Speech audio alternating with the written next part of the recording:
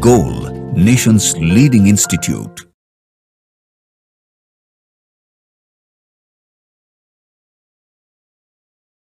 Hello students, today we are going to discuss the inorganic question of the examination AITS Major Test 9 for the NEET 2024 which was held on 21st April 2024.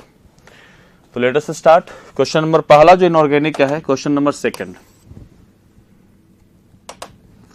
The number of moles of AgCl obtained when excess of AgNO3 is added to 1 mole of chromium का एक complex है, ठीक है, Cr NH3 का whole 4 Cl2Cl, इसमें access of AgNO3 डाल दो. ए ionisable नहीं है, ए आयोनाइज करता है क्योंकि ए आयोनाइजेशन स्फीयर है, कोऑर्डिनेशन स्फीयर है, इन दोनों के बीच में बॉन्ड आयोनिक होता है, इस वजह से ए आयोनाइजेबल होता है. जब एक्सेस ऑफ AgNO3 से रिएक्शन करवाएंगे तो AgCl का पीपीटी बनाएगा. कितना Cl रिलीज करने वाला है, एक Cl रिलीज करेगा, तो इसलिए एक ही मोल ऑफ AgCl पीपीटी बनाएगा. तो how many moles of AgCl बनाएगा, एक मोल ऑफ AgCl बनाएगा. इसलिए सेकेंड क्वेश्चन का सही ऑप्शन होगा ऑप्शन नंबर फर्स्ट. अगले क्वेश्चन पे चलते हैं.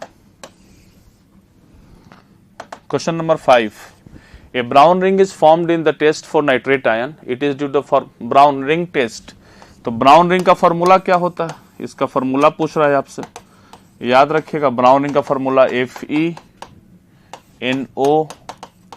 H2O का होल 5 SO4 ये होता है. NO के ऊपर चार्ज +1 होता है, इसके ऊपर चार्ज +1 आ जाएगा. ब्राउन रिंग कॉम्प्लेक्स में आयरन का ऑक्सीडेशन स्टेट +1, NO के ऊपर चार्ज +1 भी होता है. यहाँ पर नाइट्रोसिलियम आयन होता है, ठीक है. आयरन के सारे कॉम्प्लेक्स में NO +1 के फॉर्म में होता है. देख लीजिए कौन सा है, FeH2O होल 5 NO +2, यही +2 SO4 2 माइनस के जगह +2 लिख दिया गया है. फर्स्ट ही सही है, ये तो गलत है. 4 नहीं 5 होता है, ये भी गलत है. सही कौन सा होगा, फर्स्ट. इसलिए क्वेश्चन नंबर 5 का सही ऑप्शन होगा ऑप्शन नंबर फर्स्ट, जो कि आपको ब्राउनिंग कॉम्प्लेक्स के बारे में पूछा था कि ब्राउनिंग कॉम्प्लेक्स का स्ट्रक्चर कैसा होता है. अगले क्वेश्चन पे चलते हैं. Question number 8. The trends in the group 15 hydrides from bismuth to nitrogen. Group 15 का हाइड्राइड के बारे में पूछा है. Arsenic, antimony and bismuth. तो बॉन्ड लेंथ बढ़ेगा, ये सारा में होगा, बता चुका हूं. नाइट्रोजन का हाइड्राइड हो, कार्बन का हाइड्राइड हो, ऑक्सीजन का हाइड्राइड हो, हेलोजन का हाइड्राइड हो, सारे में यही ट्रेंड को फॉलो करेगा. बॉन्ड लेंथ बढ़ेगा, बॉन्ड एनर्जी घटेगा, थर्मल स्टेबिलिटी डिक्रीज करेगा और एसिडिकेशन बढ़ेगा, बेसिकेशन घटेगा. ठीक है, बॉन्ड लेंथ इंक्रीजेस. बॉन्ड बिल्कुल सही है, बॉन्ड लेंथ डिक्रीजेस गलत है, बॉन्ड लेंथ इंक्रीज करेगा. एसिडिक नेचर इंक्रीजेस गलत है, एसिडिक नेचर डिक्रीज करता है. Bond energy decreases, bond energy decreases, तो बॉन्ड एनर्जी तो डिक्रीज ही कर रहा है, ये भी सही है. क्या पूछ रहा है क्वेश्चन नंबर 8 का, the trend in the group 15 hydride from bismuth to nitrogen is bond length increases. Group 15 का हाइड्राइड है, बॉन्ड लेंथ बढ़ रहा है, बॉन्ड लेंथ इनकी सही है. Sorry I made mistake. एक मिनट, मैं नाइट्रोजन टू बिस्मथ सोच रहा था, यहाँ पे बिस्मथ टू नाइट्रोजन पूछ रहा है. तो बिस्मथ टू नाइट्रोजन में बॉन्ड लेंथ इंक्रीज करेगा ना, गलत है ना, बॉन्ड लेंथ तो डिक्रीज करेगा. बिस्मथ से नाइट्रोजन की तरफ मूव करेंगे तो बॉन्ड लेंथ घटेगा, बॉन्ड लेंथ घट रहा है, गलत है. बॉन्ड लेंथ यही सही है. एसिडिक नेचर ये भी गलत है, और बॉन्ड एनर्जी डिक्रीज, बिस्मथ से इधर की तरफ आएंगे, जब यहां से यहां घट रहा है तो यहां से यहां बढ़ेगा, डिक्रीज ये भी गलत है. तो बॉन्ड लेंथ डिक्रीजेस, सही कौन सा होगा, बॉन्ड लेंथ डिक्रीज करता है. सॉरी आई मेड मिस्टेक, इसमें हम लोग नाइट्रोजन टू बिस्मथ डिस्कस करना शुरू किए थे. क्वेश्चन पूछा है बिस्मथ टू नाइट्रोजन, तो bond length bismuth to nitrogen क्या होगा, घटेगा. नाइट्रोजन टू बिस्मथ बढ़ेगा, बॉन्ड एनर्जी घटेगा, इसमें bond energy nitrogen bismuth to nitrogen आएगा तो बढ़ना शुरू हो जाएगा, ये भी गलत है. सही कौन सा, बॉन्ड लेंथ डिक्रीज करता है. इसलिए क्वेश्चन नंबर 8 का सही ऑप्शन होगा ऑप्शन नंबर सेकंड. नेक्स्ट चलते हैं अगले क्वेश्चन पे. Question number 11. Electronic configuration of 4 elements X, Y, Z, W are given below. X ठीक है, Y बेसिकली ये नियॉन है, ये आपको ऑक्सीजन है, ये सोडियम है और ये फ्लोरीन है. तो सबसे ज्यादा क्या पूछा है क्वेश्चन में, इलेक्ट्रॉन गेन एंथैल्पी के बारे में पूछा, तो सबसे ज्यादा इलेक्ट्रॉन गेन एंथैल्पी किसका होगा? W का। उसके बाद होगा W के बाद होगा, सबसे ज्यादा W का होगा, उसके बाद ऑक्सीजन का होगा, उसके बाद सोडियम का होगा, एक मिनट, सबसे ज्यादा W, उसके बाद Y का होगा, उसके बाद Z का होगा, और सबसे कम नियोन का होगा, that is X। This is the correct order, ठीक है। सबसे ज्यादा होगा W का, उसके बाद Y का, उसके बाद Z का, उसके बाद X का होगा। इलेक्ट्रॉन गेन एंथैल्पी के बारे में पूछा है, तो इलेक्ट्रॉन गेन एंथैल्पी में फ्लोरीन का सबसे ज्यादा, उसके बाद ऑक्सीजन का। ये तो थर्ड को इलेक्ट्रॉन लेना है, तो थर्ड में न्यूक्लियर चार्ज थोड़ा कम हो जाएगा, इसका थोड़ा ज्यादा होगा, तो इसलिए थर्ड का कम हो जाएगा। थर्ड में इसका न्यूक्लियर चार्ज, जैसे में न्यूक्लियस है, फर्स्ट सेकेंड थर्ड शेल है। अब यहाँ पे इलेक्ट्रॉन कोई बाहर है, इसको इलेक्ट्रॉन खींच अट्रैक्टिव फोर्स लगाएगा, तो यहां से यहाँ पे अट्रैक्टिव फोर्स कम होगा। जब फोर्स ऑफ अट्रैक्शन कम होगा, एक्चुअली इलेक्ट्रॉन गेन एंथैल्पी क्या है? जब इलेक्ट्रॉन को आउटर मोस्ट शेल में ला के रखता है और इसके बीच में जो फोर्स ऑफ अट्रैक्शन लगता है और इसके दौरान जो एनर्जी रिलीज करता है, उसको बोलते हैं हम लोग इलेक्ट्रॉन गेन एंथैल्पी। तो आर्गन का तो लेने की टेंडेंसी, नियोन का तो लेने की टेंडेंसी नहीं है, तो इसका इलेक्ट्रॉन एफिनिटी निगेटिव हो जाता है, इलेक्ट्रॉन गेन एंथैल्पी पॉजिटिव हो जाता है, तो इसका सबसे कम इलेक्ट्रॉन गेन एंथैल्पी होगा। सबसे ज्यादा फ्लोरीन का होगा, उसके बाद Y, उसके बाद Z, सबसे कम X का होगा। तो सबसे ज्यादा Y का, W, उसके बाद Y, उसके बाद Z, सबसे कम X का होगा। फर्स्ट ऑप्शन करेक्ट है, X, Z। देखो डिक्रीजिंग इंक्रीजिंग ऑर्डर पूछा है, तो हम लोग डिक्रीजिंग ऑर्डर लिखे हैं, इसका इंक्रीजिंग ऑर्डर में लिखेंगे तो X का, उसके बाद Z का, उसके बाद Y का, उसके बाद W का। This is the correct option, XZWY, XZYW, XZYW। तो 11 का सही ऑप्शन होगा ऑप्शन नंबर फर्स्ट। और देखिए एक बात ऐसे बाय द तो आसान क्वेश्चन दे दिया है, कभी कभी इलेक्ट्रॉनिक कन्फ्यूजन में और थोड़ा सा लेंदी कर देता है, तो मैं हमेशा बच्चों को बताता हूं कि इसमें एलिमेंट का नाम लिख लीजिए, एलिमेंट का, क्योंकि बच्चे इसमें कभी कभी क्या करते हैं कि P3 P2 P1 की P3 है तो हाफ फिल्ड होगा, तो उसका आयनाइजेशन एनर्जी सबसे ज्यादा हो जाएगा, ऐसे कर लेते हैं। जैसे बाय द वे इसमें दे दिया है एक P3 वगैरह, और यहाँ पे एक P5 दे दिया है, तो ये नाइट्रोजन है, फ्लोरीन है, ये 2P3 2P5, और पूछे कि आयनाइजेशन एनर्जी किसका ज्यादा होगा, तो बच्चे इसमें सोचते थे कि P3 है तो P3 का आयनाइजेशन ज्यादा होगा, लेकिन यहाँ फ्लोरीन है, फ्लोरीन का ज्यादा होता है, नाइट्रोजन का कम हो जाता है। तो इसलिए यहाँ पे सबसे अच्छा तरीका क्या होता है कि जब कभी भी ऐसे इलेक्ट्रॉनिक कन्फर्मेशन दे आपको, तो आप नाम लिख लीजिए, एलिमेंट का नाम लिख के फिर उस पर कंपेरिजन कर लीजिए, आपके लिए ज्यादा आसान होगा, गलती होने का चांस कम हो जाएगा। तो सबसे ज्यादा फ्लोरीन का होगा electron gain enthalpy, then oxygen, then sodium, और नियोन का तो इलेक्ट्रॉन एफिनिटी निगेटिव हो जाता है, इलेक्ट्रॉन गेन एंथैल्पी पॉजिटिव हो जाता है, इसका सबसे कम इलेक्ट्रॉन एफिनिटी है। तो 11 का सही ऑप्शन होगा ऑप्शन नंबर फर्स्ट। अगले क्वेश्चन पे चलते हैं, question number 14। Which of the following statement is correct, is incorrect? Incorrect पूछ रहा है। The first ionisation potential of nitrogen is greater than that of oxygen, बिल्कुल सही है, क्योंकि नाइट्रोजन के पास P3 है, ऑक्सीजन के पास P4 है। The electron affinity of fluorine is greater than that of chlorine, ना, ये गलत है। इलेक्ट्रॉन एफिनिटी का ऑर्डर क्या होता है? सबसे ज्यादा क्लोरीन का, उसके बाद fluorine, then bromine, then iodine होता है। क्यों ऐसा होता है? क्योंकि फ्लोरीन एक इलेक्ट्रॉन लेने के बाद F- बनाता है, और साइज छोटा होने की वजह से इसमें रिपल्सन बहुत ज्यादा हो जाता है, अनस्टेबल हो जाता है, और अगर प्रोडक्ट अनस्टेबल होता है तो रिएक्शन कभी फॉरवर्ड डायरेक्शन मूव करना नहीं चाहता है। लेकिन क्लोरीन अगर एक इलेक्ट्रॉन को गेन करेगा और Cl- बनाएगा, इसका साइज बड़ा है, स्टेबिलिटी ज्यादा होती है, और साइज बड़ा है, स्टेबिलिटी ज्यादा होती है, इसलिए स्टेबल होता है। तो क्लोरीन का इलेक्ट्रॉन एफिनिटी ज्यादा हो जाता है, किससे? फ्लोरीन से, फिर ब्रोमीन, फिर आयोडीन हो जाता है। तो एक गलत स्टेटमेंट है, इसलिए इनकरेक्ट पूछा, तो सेकंड भी इनकरेक्ट हो सकता है। आगे भी चेक कर लेते हैं हम लोग। The first ionisation potential of magnesium is greater than that of aluminium. Magnesium और एल्युमिनियम में अगर कंपेयर किया जाए तो मैग्नीशियम में इलेक्ट्रॉन निकालना होता है 3s2 से, इसका निकालना होता है 3p1 से। तो इसके पास फुलफिल्ड ऑर्बिटल है, फुलफिल्ड होने, एक तो फुलफिल्ड है और साथ में s से इलेक्ट्रॉन निकालना है, इसमें p से निकालना है।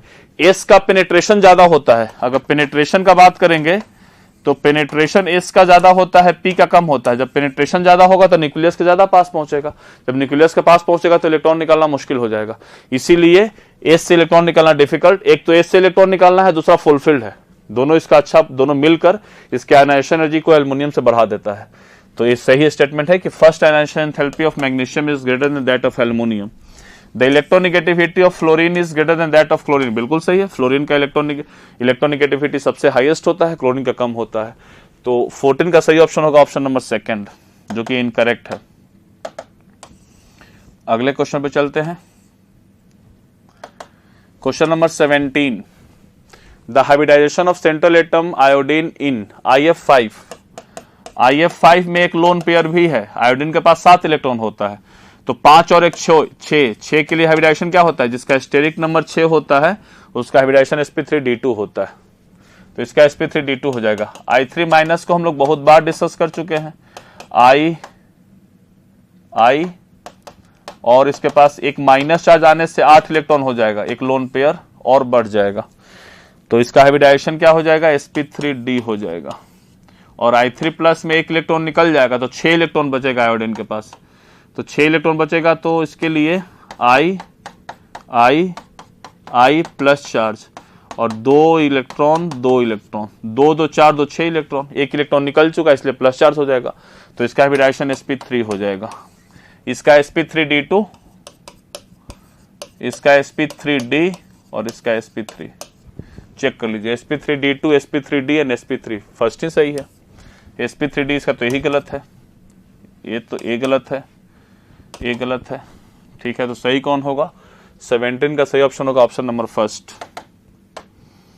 अगले क्वेश्चन पे चलते हैं। Question number 20, SS does not have SS linkage. तो देखो SS लिंकेज के लिए ऑक्सीडेशन स्टेट मैक्सिमम से कम होना चाहिए, बता चुके हैं आपको। अगर ऑक्सीडेशन स्टेट मैक्सिमम के बराबर आ जाएगा तो इसमें SOS लिंकेज होगा, और ऑक्सीडेशन स्टेट अगर मैक्सिमम से ज्यादा आ जाएगा तो इसमें SOOS लिंकेज आएगा। H2O2 माइनस, ये तो पर वाला केस में है, H2H2O8 से बना है, इसमें +7 आता है जो कि मैक्सिमम से ज्यादा है, तो इसमें SOOS लिंकेज होगा। तो यही ऑप्शन सही है। इससे भी SS लिंकेज नहीं, कौन सा लिंकेज होगा? SOOS लिंकेज होगा। ये 6 दूनी 12 में से 2 गया 10, इसमें +5 मैक्सिमम से कम है, इसमें SS लिंकेज होगा। H2F5 5 दूनी 10 में से 2 गया, 5 दूनी 10 में से 2 गया 8, इसमें +4, ये भी मैक्सिमम से कम है, इसमें भी SS लिंकेज होगा। और H2O3 2 माइनस का तो structure S double bond O double bond S OH, यहां से एक H प्लस निकाल दीजिए, यहां से एक H प्लस, माइनस माइनस, इसमें भी SS लिंकेज होता है, ऑल्दो डबल बॉन्ड के साथ होता है, लेकिन SS लिंकेज तो प्रेजेंट है। तो SS लिंकेज किस में नहीं होता है? इसमें SOS लिंकेज होता है। H2O2 माइनस में SOOS परऑक्साइड लिंकेज होता है, क्योंकि सल्फर का ऑक्सीडेशन स्टेट मैक्सिमम से ज्यादा आ रहा है। जब मैक्सिमम से ज्यादा होगा तो उसमें परऑक्सी लिंकेज होता है। तो इसलिए 20 का सही ऑप्शन होगा ऑप्शन नंबर फर्स्ट। अगले क्वेश्चन पे चलते हैं। Question number 23, the correct increasing order of magnetic moment of the following cyano complex. Magnetic moment, तो जिसमें नंबर ऑफ अनपेयर्ड इलेक्ट्रॉन ज्यादा होगा उसका मैग्नेटिक मोमेंट ज्यादा होगा। तो number of unpaired electron check कर लेना है। Fe के पास +2 oxidation state, 4s0 3d6। Cn एक स्ट्रॉन्ग फील्ड लिगेंड है, Cn माइनस कैसा है? SFL है, पेयरिंग करवाएगा, और जब पेयरिंग करवाएगा तो n की वैल्यू 0 हो जाएगी, तो डायमैग्नेटिक होगा, काम खत्म है। इसके पास 0, n की वैल्यू 0। यहां पे आइए, क्रोमियम +3 है, 4s0 3d3, और 3d3 में ऑल दो Cn यहाँ पे स्ट्रॉन्ग फील्ड लिगेंड है, लेकिन Cn स्ट्रॉन्ग फील्ड होने के बावजूद भी इसमें 3 ही इलेक्ट्रॉन है, पेयरिंग तो करवाएगा नहीं। बता चुके हैं D0 से D3 तक स्ट्रॉन्ग फील्ड हो या वीक फील्ड हो, कोई पेयरिंग नहीं होगा वहां पे। सारे के सारे complex D2sp3 inner orbital complex का फॉर्मेशन करते हैं। तो यहाँ पे n की वैल्यू 3 हो जाएगी।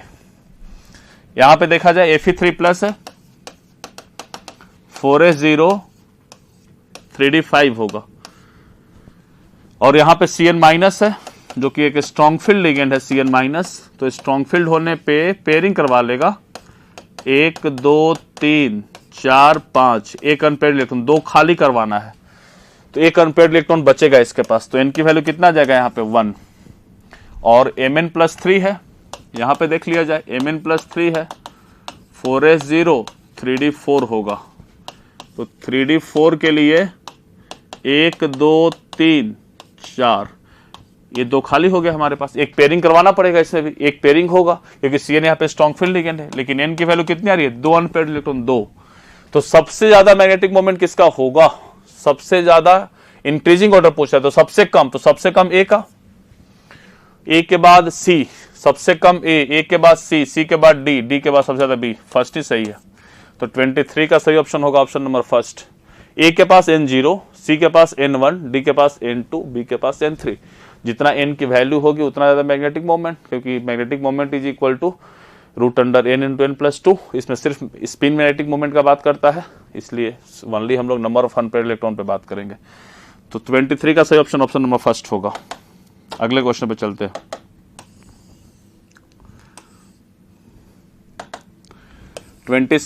Question number 26. The oxidation state of chromium in the final product formed by reaction between Ki and acidified potassium dichromate K2Cr2O7 acidic medium में रिएक्शन कर रहा है तो क्रोमियम +3 में जाता है और आयोडीन I2 में चला जाता है। क्या पूछ रहा है, the oxidation state of chromium in the final, chromium का ऑक्सीडेशन स्टेट कितना आएगा, +3। 26 का सही ऑप्शन ऑप्शन नंबर फर्स्ट। अगले क्वेश्चन पे चलते हैं। Question number 29, select the correct option for the complex. ठीक है, Fe+3 चार्ज होगा, 4s0 3d5 +3 में 3d5 होगा, एक अनपेयर्ड इलेक्ट्रॉन बचेगा, पैरामैग्नेटिक होगा, इनर ऑर्बिटल कॉम्प्लेक्स का फॉर्मेशन करेगा, D2sp3 हाइब्रिडाइजेशन होगा। देख लिया जाए, D2sp3 हाइब्रिडाइजेशन बिल्कुल सही है, sp3d2 ना गलत है, ये पैरामैग्नेटिक बिल्कुल सही है क्योंकि यह एक अनपेयर्ड इलेक्ट्रॉन तो बचेगा, डायमैग्नेटिक ये गलत है। तो A और C करेक्ट ऑप्शन होगा। तो 29 का भी सही ऑप्शन होगा option number first, A and C are correct, B and D इसका गलत है, B एंड D गलत है, D2sp3 विथ पैरामैग्नेटिक बिहेवियर। अगले क्वेश्चन पे चलते, question number 32, consider the following statement, europium +2 have F7 configuration and it is, बिल्कुल सही है। देखो सारे ब्लॉक के लिए लेंथेनॉइड हो या एक्टिनॉइड हो +3 ऑक्सीडेशन स्टेट स्टेबल होता है, +2 में होगा तो +3 में जाएगा, +4 में होगा वो भी +3 में जाएगा।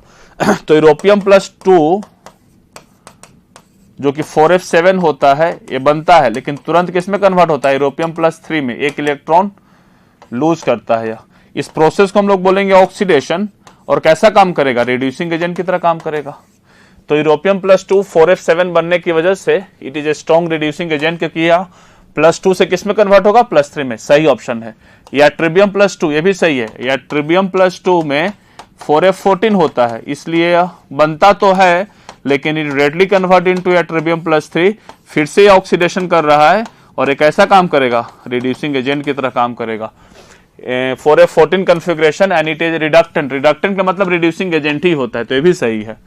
टर्बियम +4, टर्बियम +4 शो करता है, बिल्कुल सही, टर्बियम और सीरियम +4 शो करता है दोनों, क्योंकि टर्बियम +4 से टर्बियम +3 में जाएगा, क्योंकि टर्बियम +4 के पास इसके पास भी 4f7 बन जाता है, तो इसलिए टर्बियम +4 तो शो करता है क्योंकि हाफ फील्ड है, लेकिन +3 में जाता है क्योंकि इसका +3 ज्यादा स्टेबल होता है, इनोड वैल्यू इसका पॉजिटिव होता है, तो यहां से यहां जाएगा तो रिडक्शन करेगा और कैसा काम करेगा, ऑक्सीडाइजिंग एजेंट की तरह, ऑक्सीडेंट की तरह काम करता है, ये भी सही है। Select the correct option for the above statement is और आर, कौन कौन सा करेक्ट है, तीनों सही है, ए बी और सी तीनों सही है, ए बी और सी तीनों सही है, इसलिए 32 का सही ऑप्शन होगा ऑप्शन नंबर 4। अगले क्वेश्चन पे चलते हैं।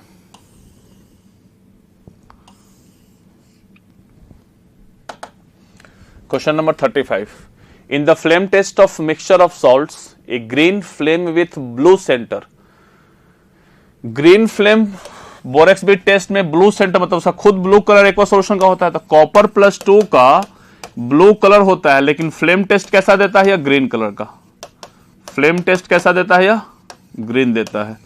तो ब्लू सेंटर है और ग्रीन कलर इसका फ्लेम टेस्ट में, एक्वा सॉल्यूशन में कलर इसका ब्लू है लेकिन ग्रीन टेस्ट देता है, तो इसी को बोलते हैं green flame with blue centre, green flame with blue centre, इसी को बोला जाता है। ये आपको याद करना पड़ेगा, सॉल्ट एनालिसिस का पार्ट है। फ्लेम टेस्ट में ये फ्लेम टेस्ट है, ड्राई टेस्ट के नाम से पढ़ा जाता है इसको। ये सारे का सारे डी ब्लॉक के लिए जो कलर हैं, ऑक्सीडाइजिंग फ्लेम, रिड्यूसिंग फ्लेम में कौन कौन से कलर देते हैं सारे आपको याद करना पड़ेगा।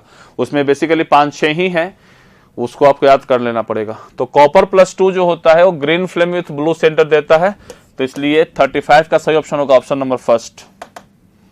अगले क्वेश्चन पे चलते हैं हम लोग। 44 in context of length and words which of the following statement is not correct, कौन सही नहीं है।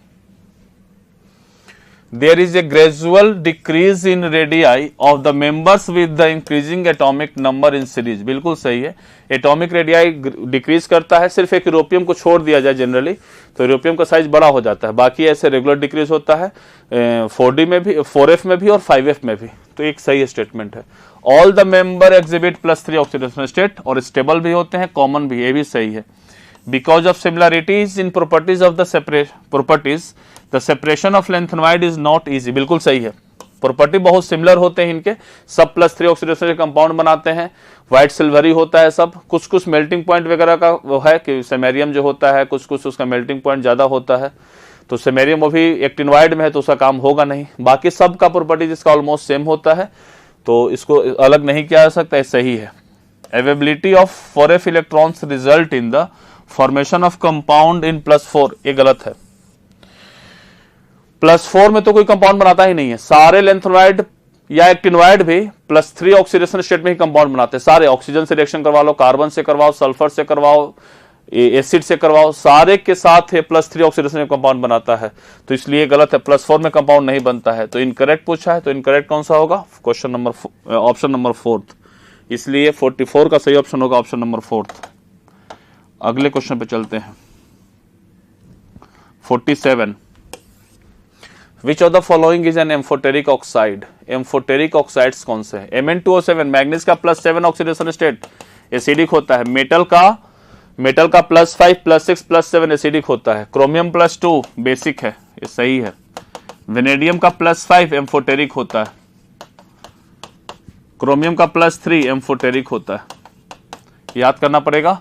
आज सब गए पंजाबी सॉन्ग, जनाबी अली भी बेकार गया, बोल दीजिएगा उसको। COD करेक्ट ऑप्शन है, तो 47 का सही ऑप्शन होगा ऑप्शन नंबर 3। अगले क्वेश्चन पे चलते हैं। Question number 50 bonding molecular orbital has greater stability than corresponding anti bonding molecular orbital, बिल्कुल सही है। बॉन्डिंग की स्टेबिलिटी ज्यादा होती है, एंटी बॉन्डिंग की स्टेबिलिटी कम होती है, इसलिए बॉन्डिंग मॉलिक्यूलर ऑर्बिटल नीचे होता है, एंटी बॉन्डिंग मॉलिक्यूलर ऑर्बिटल ऊपर होता है। The electron density in A bonding molecular orbital is located away from the space between the nuclei, while in anti-bonding molecular orbital it is located between the nuclei of the bonded। नहीं, गलत है। देखो ऐसे note तो बनेगा, जैसे bonding, by the way हम लोग इसका बात करते हैं, देखो जरा सा यहाँ पे +- अगर ये बॉन्डिंग बनाता है तो ये ऊपर होगा और एक नीचे होगा, ये प्लस और माइनस। न्यूक्लियस के बीच में यहाँ भी वो है, एंटी बॉन्डिंग है, मतलब नोडल प्लेन है। अगर इसका एंटी बॉन्डिंग बनाओगे +- अगर इसका एंटी बॉन्डिंग बनाओगे तो A +-